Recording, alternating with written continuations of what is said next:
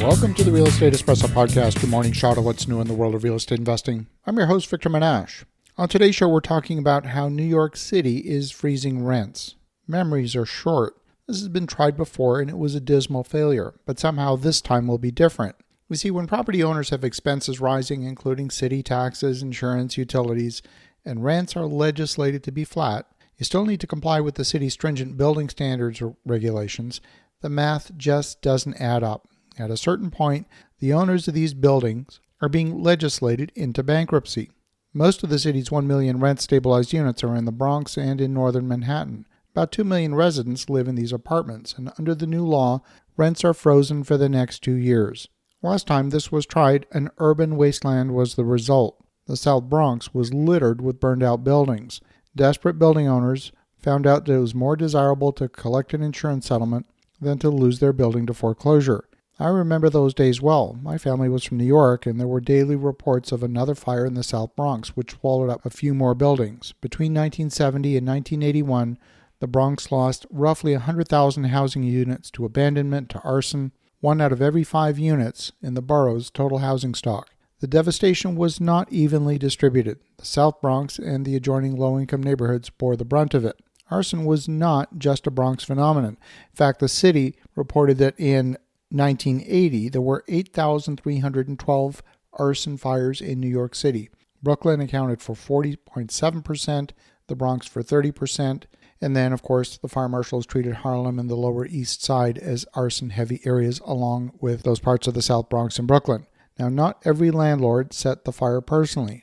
Owners often outsource the act to local residents, to teenagers, to addicts, to building strippers or intermediaries. One example is the case of a teenager named as Hector Rivera, who reportedly set between 40 and 50 fires, and he was only paid a few dollars per fire. That's important because it explains why public narratives often blame tenants or neighborhood residents. The person holding the match might indeed have been local, but in many cases the economic beneficiary was higher up the chain, maybe an owner, a broker, a mortgage holder, a building stripper, or an insurance claimant. Rent stabilization eliminates supply from the market because investors cannot be compelled to make a money-losing investment. And over the last several years, about 300,000 rent-stabilized apartments were removed from the program. That option was closed down in 2019 when it became impossible to convert rent-stabilized units to market-rate units simply by making improvements.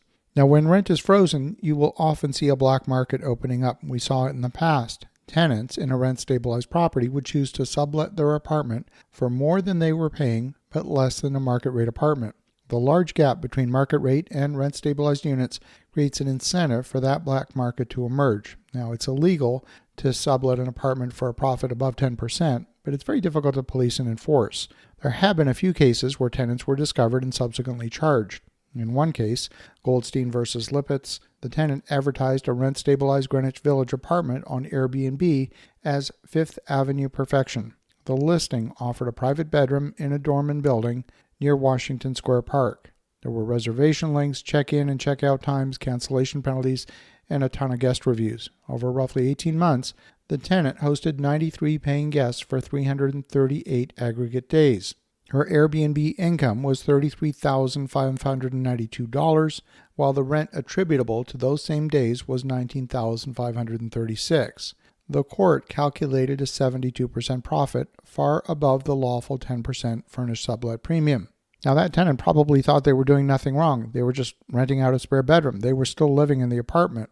This case is useful because it shows the lower-end version of hotel arbitrage. The guest was probably still paying less than a comparable hotel room in that location, and the tenant was earning a spread on a regulated apartment. The court treated the guests as subtenants, not roommates, and held that the sustained excessive subletting constituted profiteering. The court granted summary judgment for the landlord and held that the tenant had no right to cure once the substantial profiteering was established. Those cases are not just limited to short-term rentals, which, by the way, is also subject to a lot of restrictions in New York City. Now, eventually, New York City treated arson as a coordinated urban crisis. In 1978, the city created the Arson Strike Force, a multi-agency unit under the mayor's office in response to the growing number of fires. You see, the answer is never price controls.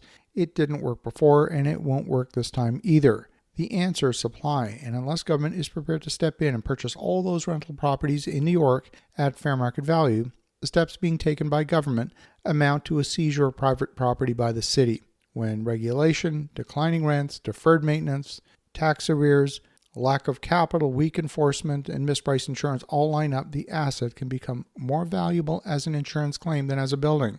In the 1970s in New York, that distortion was not theoretical. Entire blocks burned.